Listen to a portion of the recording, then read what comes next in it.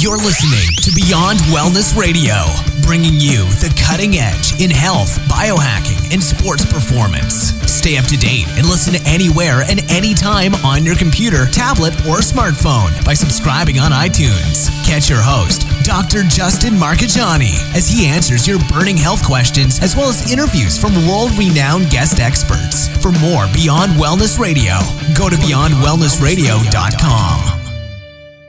Hey there, it's Dr. Justin Marcagiani. Welcome to Beyond Wellness Radio. Feel free and head over to beyondwellnessradio.com where you can access our full podcast transcriptions. While you're there, you can also sign up for our thyroid and female hormone video series. This series goes into the root cause of why your hormones are out of balance. While you're there, you can also schedule a functional medicine consult with Dr. Justin, myself, where we'll dig deeper into the root cause of your health challenges. Feel free and think of sharing this podcast with at least one person. This podcast grows by people sharing it.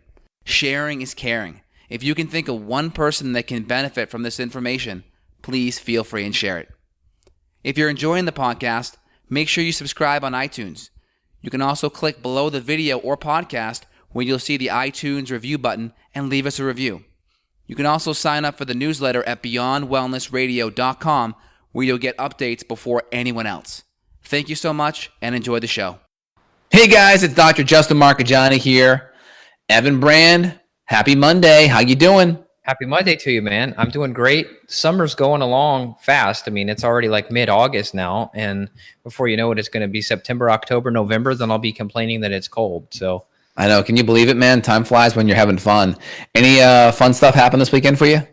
Not. I mean, every weekend's fun, but nothing out of the ordinary. You know, we did some hiking and saw a bunch of butterflies, and we did get chiggers on us. That was not fun. Oh, chiggers are interesting. We 2 hours picking chiggers off of us. They were so small, I had a little magnifying glass. You literally could barely even see it. At first, I thought it was ticks, too small. And so now we're all covered in chigger bites. But besides that, we're doing good. Excellent. Very good, man. Yeah, doing a lot of water skiing this weekend, enjoying Austin. It wasn't quite as hot as it normally is in the summer this weekend, so it was pretty fun. That's great. Yeah, you're gonna miss out on the water. I guess we'll have to revisit the water. Totally. Absolutely. Well, let's dig in, man. Let's talk about our top 10 anti-inflammatory foods. So we make a lot of recommendations to patients on, certain foods, and, we tend to follow like a paleo template, right? And the paleo template is nothing more than utilizing anti-inflammatory, nutrient-dense, and low-toxin foods. And we typically, animal protein, the quality components also factored in, right? Organic, pasture-fed, antibiotic-free, hormone-free. Animal products can have a lot of really great nutrient density, right? A lot of people that are plant-based, they kind of miss out on that. I get a lot of conversations with people on nutrient density. So for instance, 500 calories of grass-fed meat packs a lot of nutrition, right? You can get 500 calories of grass-fed meat in about 8 ounces of meat, which is pretty reasonable, right? A lot of people, they'll go out and they'll get like a 6 to 8 ounce kind of filet mignon or a bigger ribeye. A lot of good nutrients there. To get 500 calories of kale, you got to consume 16 cups of kale.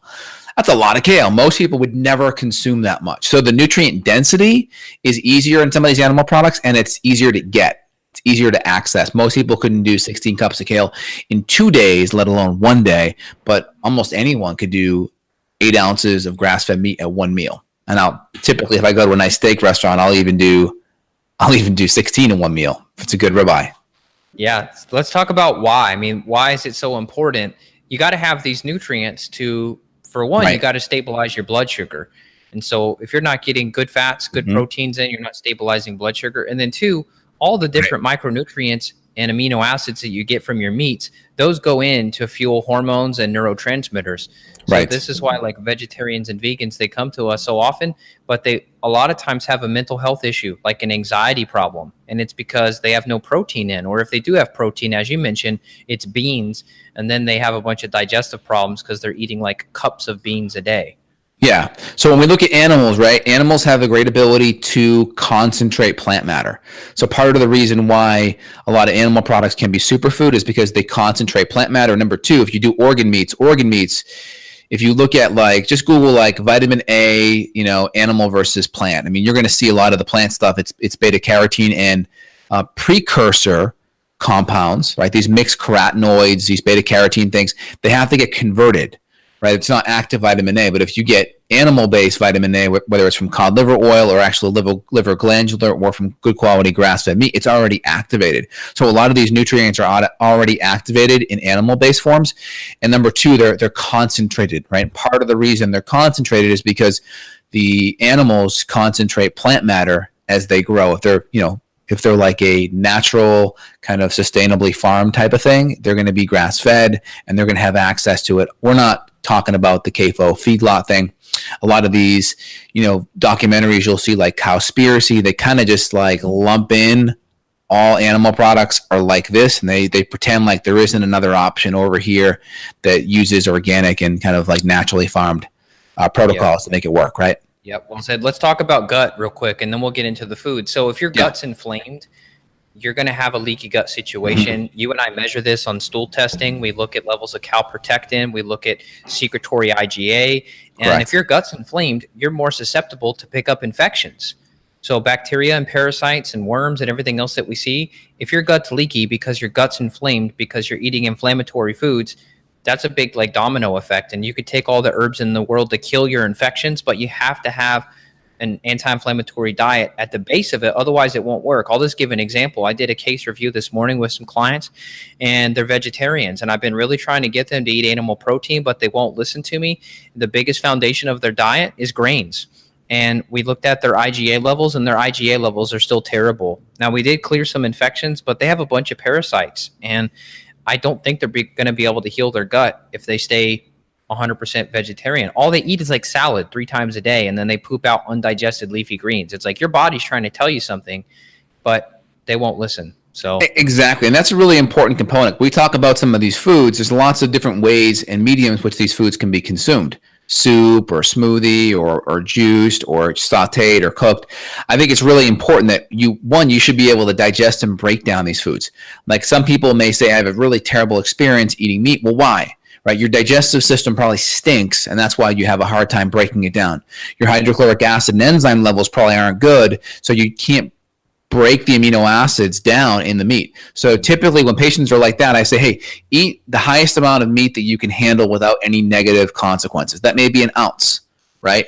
And then I'll say, well, let's try making it so it's broken down even better. Maybe use a soup type of form where everything's broken down, cooked, peeled, mashed, sauteed. That way there's the least amount of stress on your gut to extract these nutrients. So when we go into our top 10 list, it's not going to be in order of ones being the best, 10's the worst. We'll just kind of give you our top 10 categories, and from there that you guys can figure out what works for you. But in general, the cooking method may be really important. Like Evan said, if you can't process the leafy greens and such, and you see a whole bunch of stuff in your stool, that may be a problem. Yeah, you got to do something big time. So let's dive in. All right, cool. So off the bat, I would just say we'll just kind of go into our animal products. I would say grass-fed meat and grass-fed, not grass-fed, but I would say like wild-caught salmon, cod, haddock, fish that are very high in omega-3s that are more wild-caught are going to have excellent amount of omega-3s, and along with grass-fed meat, which is going to have a very high amount of omega-3s because the grass increases the omega-3 content and decreases the omega-6. Omega-6 is a more inflammatory kind of arachidonic acid 2 pathway or prostaglandin 2 pathway, more inflammatory. So if you get more of the grass-fed, you're going to increase the omega-3s and that anti-inflammatory fat. Yep. And the good thing is you can actually measure this. If someone wants to get their blood checked, you can do like an omega-3 or omega-6 blood test, and you can look at your ratios. What we saw prehistorically was closer to a 1-to-1 ratio, omega-3 to 6. Now it's something crazy, like 20 times higher omega-6 in the diet versus omega-3s, because there's peanut oil and other omega-6 rich oils in all the foods that you eat at restaurants. Totally. So I'm gonna put the high quality salmon and the omega-3 fish on there. I'm gonna put the grass-fed meat on there. I would even go into high-quality saturated fats like coconut oil. Coconut oil is going to be an excellent one, especially if there's any inflammation. Most people can tolerate coconut oil. I'd even say some could probably even do butter. Butter can be really anti-inflammatory, but some people may have a reaction to the small amount of lactose or casein in there, so ghee may be better. But the more inflamed you are, a good quality saturated fat, coconut tends to be very helpful and it's very heat stable too. So the cooking of that won't oxidize it and make it a free radical based fat, like trans fat. I would add avocados to the list while we're talking about fats. I do an avocado not every day. I did get obsessed with avocados for a bit and started getting migraine headaches from them. Maybe some type of histamine reaction or polyol reaction. I'm not sure what it was, but I believe, is an avocado a FODMAP? It is. It's a moderate FODMAP. It's also a mono unsaturated fat. So it's a good one. It's that good meme on Facebook. I see a lot. It's just great. It's like an avocado looking in the mirror, like having a conversation with himself, and he's like, "You're fat," and then he goes, "But you're a good fat." Exactly. I love that. It's a great little meme. So I like it. It's a good quality fat. A lot of good nutrient density in there, and I'd even go to egg yolks next. Eggs and/or egg yolks. I would say some people that can't tolerate eggs may still be able to tolerate the yolk, which has a lot of good fat soluble vitamins. So I would go to the eggs and/or egg yolks next. And again, just to be clear to everyone, if we don't highlight the quality is always assumed to be the highest. So pasture fed, organic, cage free, of course, will be assumed with all the quality of foods we talk about here. There's a huge difference. Let me say a note about that. There's a big difference even between certified organic eggs and certified organic pastured and local eggs. Yes. So like the Whole Foods organic eggs, the yolk is still pretty yellow. But we get these local eggs. There's a pasture like 20 minutes from here. The yolk is so orange. You can't even believe it. You've never even seen a yolk like that. So if you guys haven't sought out a local farm, go on the website Eat Wild. Just Google Eat Wild or Local Harvest and type in your zip code, and you can find all sorts of farms, and you could probably find farmers markets where you're going to get legit quality. Totally. And Joel Salatin, who runs Polyface Farm, he's taken some of his pasture-fed organic eggs. He sent them to the lab, and he's actually compared conventional eggs that he bought at the local grocery store near him. And again, I haven't seen the lab analysis, but I trust Joel. He said that the folate levels in his eggs were 20 times higher than the conventional eggs. That's amazing. So, I mean, it's like, let's say you do spend twice the amount of money on something. Let's say you don't even get 20 times more. Let's say you get 3 or 4 times more nutrition in certain parts. Is that worth it? I think so. Absolutely. Well, so I posted on my Facebook page last week. I just put up a podcast with Stephanie Seneff all about glyphosate. Yes. It was a really good episode. And I told people that if you're not eating 100% organic, that you're slowly killing yourself. And the lady said that I was an elitist and I was an a-hole and all these other mean names, and it's because I told her that if you can afford a new iPhone, you can afford to pay the extra $1 to get organic versus conventional. I don't think that's elitist. That's just saying you could probably spend the extra buck, because if you don't spend the extra dollar now, you're going to spend more money later down the road when you have a health problem caused from that food that was lower quality. Yeah, I think it hits a lot of people's hot buttons, because the argument really is about priorities. Right? It's where things are more important, money tends to go, right? The problem is there are a lot of people that kind of have an entitlement where they expect optimal health, but they want to put zero time or money towards it. And like if you read Michael Pollan's book, I think it was The Omnivore's Dilemma, he talked about the amount of money that we used to put towards our food in the 1950s. It was about 18% of our daily income or our yearly income. And then today it's been down to 9%. So what does that mean? We're allocating 50% less of our resources to healthy quality food. And I think that's part of the reason why, we're sicker as a country, is that we want cheaper, more convenient food, which tends to be more processed and more inflammatory and less nutrition in it. So there's a sense of entitlement out there, and we're just trying to fix the entitlement by, 1, inspiring people and motivating them, and number 2, giving them the education of like, all right, where can I get these things? Which foods are the best from a nutrient density, anti-inflammatory standpoint? And then piggybacking on that, the Monsanto had a big lawsuit. They came back Friday night. It took a $290 million lawsuit with this gentleman up in the Bay Area who was spraying pesticides. He worked on the school, and he would spray pesticides, and he ended up getting this lymphoma that was directly correlated, connected to the Monsanto Roundup glyphosate he was spraying. And it's interesting. I want to just kind of go off this riff 1 sec. Is the attorney for Monsanto was saying, hey, we have 80 studies saying it's totally safe, but they still ruled in his favor because the evidence was so compelling. So my question is, how the heck do you have such strong evidence where a judge is going to rule in your favor, which is so hard against a Monsanto team that has like the best lawyers, probably teams of attorneys, to rule against them when you have 80 studies saying it doesn't? That kind of makes me second guess how these studies could even be created, where you can manipulate the sample size. You may not have a great group to compare it to. Maybe you're not giving an accurate amount of the dose of Roundup because you're not comparing all the different foods. How the fact is, how can you get 80 studies saying it when now you have evidence that people are actually coming down with it? That's the scary part. And that makes me, let's just say, second guess a lot of conventional scientific research out there from all kinds of different mediums, from various procedures and medications and drugs. Yeah, well said. And so just to clarify for people, if something is not marked organic at your grocery, you can assume that it is sprayed with glyphosate. We have millions, hundreds of millions of pounds sprayed in the U.S. each year. And it really should not be called conventional food. It should really be called chemical. And then, so there's the chemical section, and then there's the organic. It shouldn't be conventional, because that's not conventional. Conventional was organic just a short time ago. Now, organic has to be labeled organic. But yes, your grandparents ate conventional in the 1940s before glyphosate was invented, and that was organic back then because glyphosate didn't exist. And here's part of like the reason why a lot of this stuff's skewed, right? If like you're Monsanto and you've invested billions of dollars into a product and you're researching the product, what are the odds are that you're going to come up with negative information, let's just say shutting down this product, like showing that it's negative and bad and harmful? Now, again, a perfect world, what would happen is you may kind of like, manipulate the study a little bit. A lawsuit like this happens, and then it sends a signal to every company, no, we got to be really careful because we don't want to be shut down with a massive lawsuit like this that would cripple a company. Number two is, if I'm like, Joe Schmo scientist at a university and I want to do a study looking at the safety of glyphosate or Roundup, how do I get the ability to do a study on that? I have to license that product, that chemical, from Monsanto. Do you think Monsanto is going to license that product to me to use in the study? Probably not.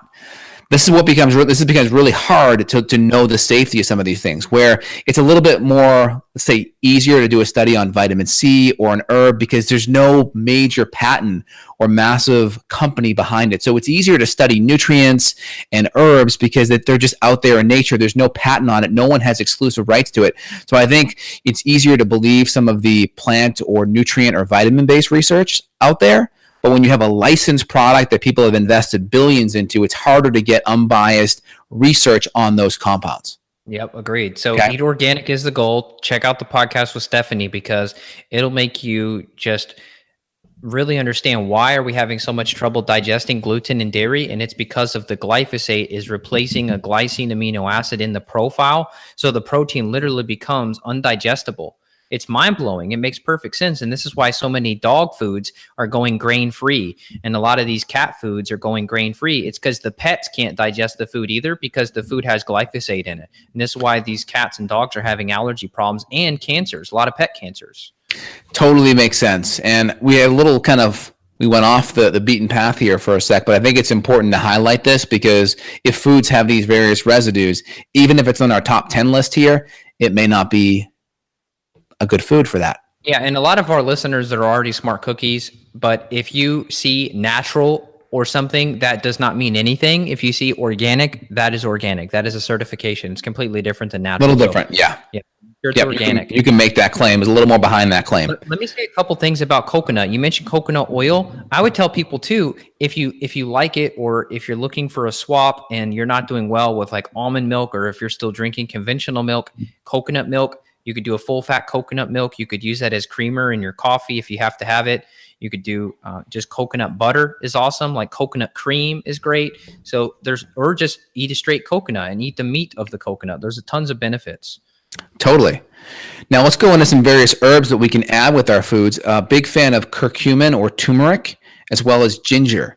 And if any of my patients are listening, they know how much I like the ginger tea and how important it is for helping with biofilms and also helping with inflammation reduction. So ginger is excellent.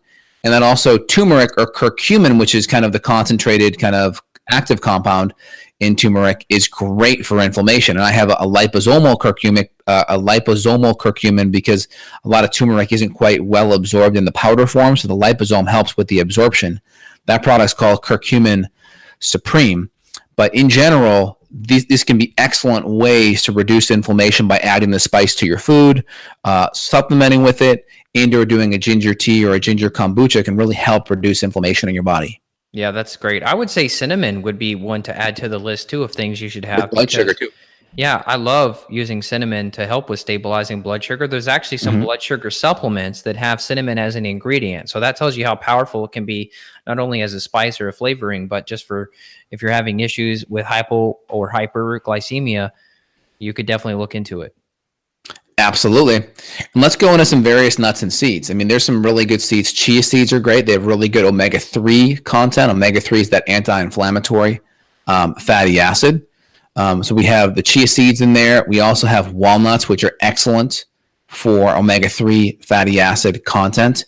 Are there any other seed? We have flax as well, which has some good omega-3 content. We got to be careful with a lot of the plant-based fats. The plant-based fats that are omega-3 based tend to be more alpha linolenic, which has to get converted to a 20 carbon called EPA or eicosapentaenoic, which then gets converted to docosahexaenoic, which is the 22 carbon. So it goes 18 carbon to 20 to 22. And this process of adding 2 carbons and 2 carbons basically requires certain enzymes to be there and can decrease the conversion. So that's why the animal fats tend to be a little bit more superior on the EPA and DHA side because of the conversion process. Because you're avoiding the conversion process, you're saying. You're bypassing the conversion process when you're doing animal products.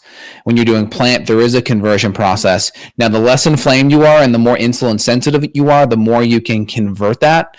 So there's an enzyme called delta-5 desaturase. It's either delta-5 or delta-4, but that enzyme is involved in that alpha linolenic to eicosapentaenoic conversion. And the more inflamed you are and the more insulin resistant you are, that enzyme down regulates and decreases the conversion. So you get less of those good quality anti-inflammatory omega-3s. Makes sense. I'd like to add pumpkin seeds to the list. I've been very high in zinc. Feeling so good with pumpkin seeds. I found a brand that's organic, just a little touch of salt on them, and I do great with those. And most people can tolerate those quite well. Excellent. Very good. Now, if we go to some of the fruits, I mean, I would go to the more nutrient-dense, lower sugar fruits because high sugar in higher forms can be inflammatory just because it increases insulin and then it causes these advanced glycation end products. So we got to be careful with the sugar component. So I would say things like blueberries, raspberries, blackberries, strawberries. There's a lot of research with blueberries and the various bioflavonoids helping our neurological tissue and neurological health, decreasing Alzheimer's and dementia. So a lot of these nutrients have a lot of phytonutrients, a lot of antioxidants. Some haven't been studied enough to even know the health benefits of. So I think it's always good to keep some of these components in there to maximize antioxidant levels and overall phytonutrients. I would throw in the citrus a bit too. Some lemons, some limes could be great. I do that in the morning. A lot of people say that they just don't have an appetite to drink water. They don't like the taste of it or something. So they just don't drink much, especially a lot of teenagers that I work with. So I just tell them, make a little homemade lemonade, do a dash of stevia or monk fruit, lime, lemon, and drink it. And that can be great. There's a ton of benefits to that. And even some of the heavy metal detox protocols that I've learned, the companies recommend that the client drinks lemon to help during the process. So that's pretty cool. Totally. Absolutely. Is there anything else? So then we also have like our green vegetables. I mean, again, a lot of these green veggies are going to be very high in sulforaphane, diindol methane, a lot of various anti-cancer, antioxidant compounds that are going to be very helpful. This could be any green leafy vegetable. It could be bok choy. It could be broccoli, just really good leafy greens, collard greens. Very anti-inflammatory, very anti-cancer, very estrogen metabolite type of estrogen metabolite detoxifying compounds, I would say. Yeah, well, I mean, we even use broccoli extract in some of our protocols. So there's actually really, really good solid evidence on that helping with estrogen metabolism. So if you've had any type of phthalate or plastic BPA type exposure, which everyone has, then broccoli extracts or just eating broccoli or broccoli sprouts are awesome. I have a friend who actually makes a lot of different sprouts. He grows them and sells them at the farmer's market, and people love that stuff, and they feel so That's good great. with it. That's great. I'd also say bone broth and or organ meats, kind of put them in the same category because they're more like deeper internal type of nutrient compounds. So bone broth you're going to get from either like a crock pot, or you'll buy the bone broth, or you'll do an Instapot with high quality, good animal bones in there, and or organ meats too, whether it's liver or some glandular tissue. It's going to be excellent. A lot of good vitamin A, a lot of good fat soluble nutrients. And bone broth's great because you can sip it and it really helps with the gut lining. It's very high in glycine, which is one of those components that I think is affected by Roundup or glyphosate, right? Glyphosate, it affects glycine, right? What was the mechanism Stephanie said? So yeah, I believe the glyphosate, I believe it's a glycine molecule that has something extra added to it. So it replaces a glycine. It's like the body thinks that it's glycine, but it's not. So that's why it's so dangerous. But I imagine it may block some of the effects that glycine would normally have on the body, That's right? Glycine has a lot of beneficial effects at helping to be a backbone for glutathione. So I imagine that Roundup or glyphosate probably decreases glutathione function. And I imagine it probably decreases the enterocytes that line our gut, because I know there's research that increases gut permeability. I know glycine is really important for gut function, correct? Yeah, that would be the mechanism. She did talk about that, how it does, not only does it increase the leaky gut situation, but it also increases blood-brain barrier permeability too. So if you have a leaky gut, you most likely have a leaky brain as well, which is not good. And we're getting some questions in here that are inquiring about like, oh, if I get glyphosate toxicity, what do I do? I mean, I would say liposomal glutathione is great, and or just a lot of the sulfur amino acids to make it. So like we have products that we use that give concentrated sulfur-based amino acids like glycine, glutamine, cysteine, taurine. So then these sulfur-based amino acids can get converted into a lot of these compounds, and they run our phase 2 cytochrome P450 oxidase pathways. Yeah, so Samuel had asked about a product from Zach Bush called Restore.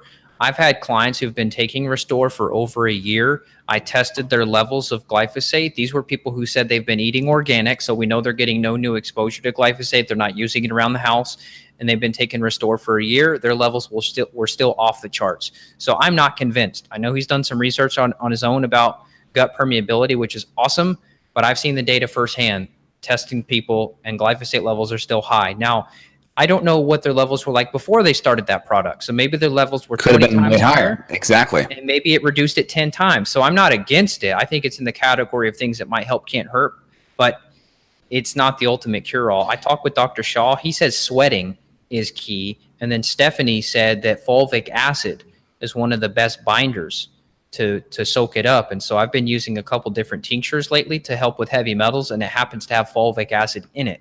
So that's kind of the go-to. That's excellent. So in general, a lot of the sulfur amino acid compounds I think are good to help with glutathione. I think getting liver tonifying supporting herbs, whether it's silymarin or milk thistle or dandelion root or even red root, things that support lymphatic flow are going to be helping. Good sweating, good fulvic acid, minerals. I think all that's going to help. I want to say the last food, and it's sweet potatoes, and it's because everyone is against carbohydrates so much.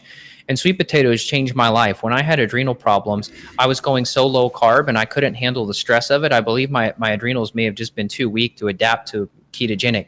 Maybe I'm wrong. Maybe there was something else in my gut infections weakening me. But when I just added in a small sweet potato just a couple times a week, that was the carb reed feed at dinner time that I needed to really help me sleep better. And then once I slept better, then I had more energy during the day.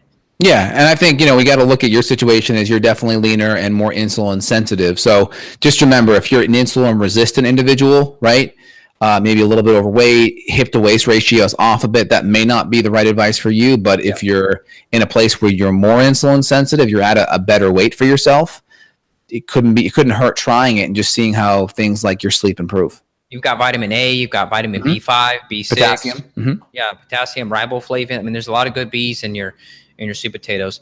I want to hit this question up, and I didn't mean to distract you if you had something else to say, but there was a question or just a comment from Gary, and he mentioned that the dilemma is you talk to the cardiologist, nutrition people, and they advise basically the opposite of what we're saying. However, if you listen to functional cardiologists like Justin and I's mutual friend, Jack Wolfson, yeah. He's a board certified cardiologist. Guess what his dietary protocol is for all of his patients? It's paleo. It's a paleo template, and he reverses heart issues with a paleo template. So you can't pay attention to the conventional nutritionists that are trained by Big Pharma.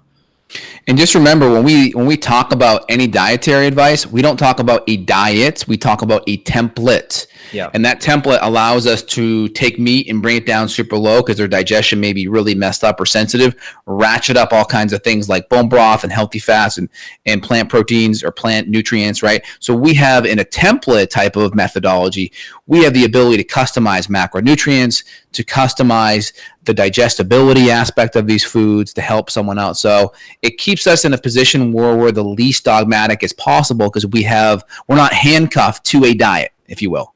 Right. Yeah, well said. There was a comment here from Eva that you'll probably like to hear. Hi, Justin. Wanted to say my nightly leg cramps are gone since I started to take magnesium malate 3 times a day. That's cool. That's great.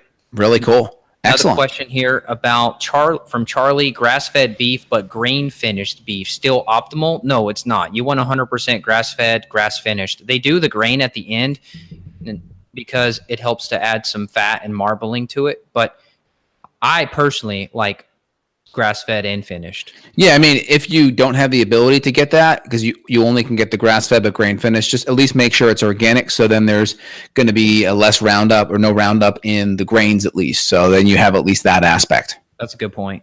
Mm-hmm. There's a question from another person. My son had gout. He eats grass-fed meats, organic chicken. He's gluten, dairy-free. Any thoughts? Whose question is that one? It just says BC. There's no name, just initials. Okay, got it. I'm trying to find that question. It was near the top. Okay, got it. So in general, I would just say first, gout tends to be driven up by fructose. Okay, so fructose can get converted to uric acid, and again, it's fructose. We get a lot of questions about this. So like, Dr. J, what's fructose? It's fructose. No, it's not. It's fructose. I got a big conversation with Dr. Robert Lustig at the University of California, San Francisco about it. It's fructose. But in general, saying it like you, then I always say fructose. So I'm going to have to correct myself now. Yeah. Oh, he was like, dude, it's fructose. I'm like, all right, I'll say fructose from now on.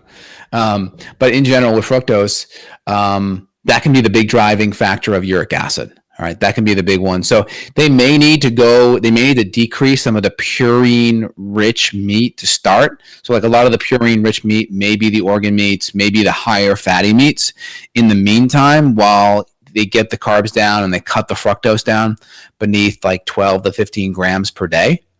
And then grains too, because she said gluten, dairy free, but she didn't say grain free. Grain free, all that. Get all that stuff out of there. I'd even do nightshade free as well. Make sure the carbs are very low and the fructose is low as well, below 13 grams, and then start from there. And alcohol, I'd get rid of alcohol if they're doing it. People can, I'm organic, gluten free, and then they drink 2 glasses of wine at night. Exactly. Yep. So I would start with that, and then obviously the alcohol as well, and then see how it goes. All right, let's keep going here.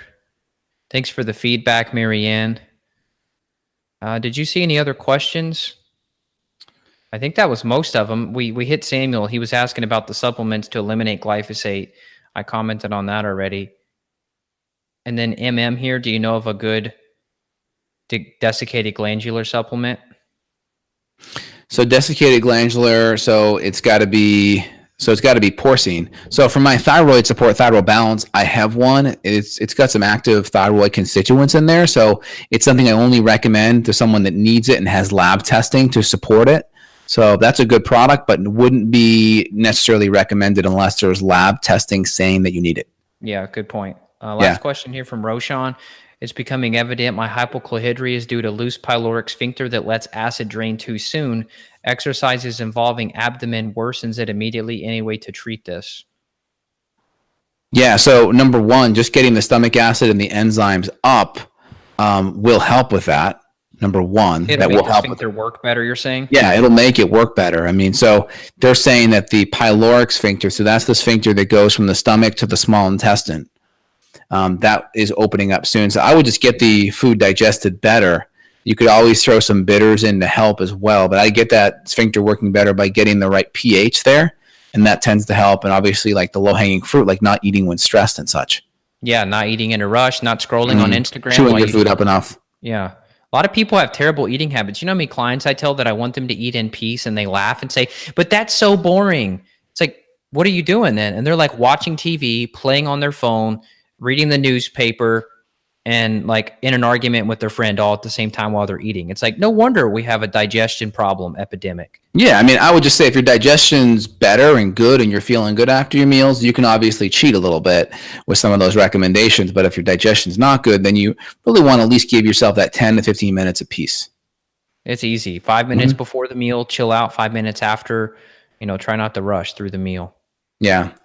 And then what can help a hiatal hernia is, one, there's some visceral manipulation techniques that maybe an osteopath or a chiropractor can do, but get rid of the inflammation in the gut, typically infections, H. pylori, SIBO, and or make sure the digestive support is on track so you actually have the right amount of nutrients, the right enzymes and acids to break your foods down so you can digest it and absorb it. I had a hiatal hernia at one time, and I think it just disappeared because I'm not bothered by that part of my below my sternum. I don't feel anything anymore. Yeah, could have been infection based. So let's kind of summarize a lot of the foods, and again, in no particular order, just because all these foods are going to be part of your diet, and they should all be there. I would say bone broth. I'd say ginger, turmeric. I would say a lot of your lower sugar fruits that have high bioflavonoids and phytonutrients with low levels of fructose. I would say your grass-fed meat. I would say your salmon and your good quality fish and such. I would say your good fats like avocado, coconut oil, good saturated fat, your chia seeds, your flax seeds, your walnuts, your avocados. Is there anything else, Evan, that you want? And then obviously your non-starchy green vegetables. That could be bok choy, kale, spinach, celery. Pumpkin seeds. Don't forget. Pumpkin seeds. Is there anything else you wanted to add to that list, Evan? I think good quality hydration. Don't skip out on that. A lot of people do a lot of teas and a lot of coffee because they don't do soda, which is great, but you can't skip the good high quality water because tea and coffee, they are diuretics. So totally organic coffee all day, great, but okay, you got to drink water as well. How simple. Bingo. I think that's excellent, Evan. Well, hey, today was a great podcast. Appreciate everyone listening. Head over to thyroidresetsummit.com. We got a summit coming out end of the year. It'll probably be in January. We're moving it back a little bit to get more great speakers involved in the summit, more time here. And Evan, anything else you want to say? I would just say give us a thumbs up, give us a share, hit the bell as well so you get the alerts to these great talks so you guys can be involved and connected. Anything else, Evan, for you? People can reach out if they want to, schedule a consult with you, your site, and you also have those supplements mentioned on there, the Curcumin Supreme. That's at justinhealth.com. And then if you want to check out my site, consult with me, evanbrand.com. We love helping you all. We really appreciate the feedback. Take good care of yourselves. Evan, you have a great day. Everyone out there, have a phenomenal week too. See you later. Bye now. Bye-bye. Got a question for Dr. J? Go to beyondwellnessradio.com and click the questions button. Then tune in to hear the answer. Also, if you like the show, click below to review us on iTunes. For more Beyond Wellness Radio, go to beyondwellnessradio.com.